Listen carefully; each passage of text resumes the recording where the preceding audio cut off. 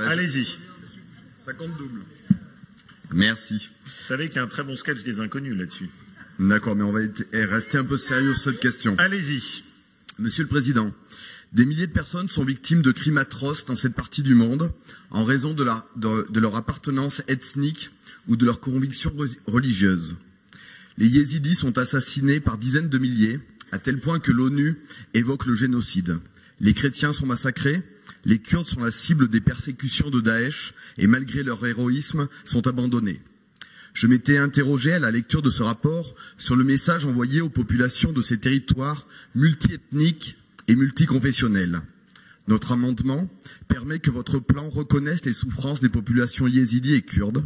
Face à la barbarie, ce n'est pas la foi ou l'appartenance ethnique qui doit guider notre action, mais l'universalisme de notre humanité.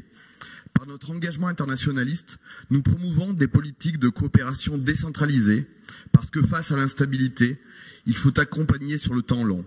Notre région peut devenir un acteur important du développement à travers le monde, un acteur important d'une culture de paix. La coopération décentralisée, c'est travailler au rétablissement de la stabilité politique et au développement des territoires. Plutôt qu'une relation à sens unique, il s'agit de promouvoir un développement à l'échelle locale, un échange d'égal à égal avec les populations. C'est respecter la culture et les choix démocratiques des peuples qui vivent dans ces territoires. Un mot pour conclure sur la référence au développement de relations d'affaires évoquée dans votre plan. Il ne faut pas qu'il soit vécu comme une promotion néocoloniale de nos entreprises. Ce seul soupçon pourrait créer un malaise. Notre ambition, c'est avant tout de faire émerger les actions qui associent les populations pour qu'elles regagnent toute leur autonomie et soient maîtres de leur développement. Vous souhaitiez, il y a un an, que la région s'engage pour une action de soutien à long terme et fédère tous ceux qui agissent sur le terrain. Nous vous prenons au mot et comptons que l'application de ce plan tienne compte de ces observations.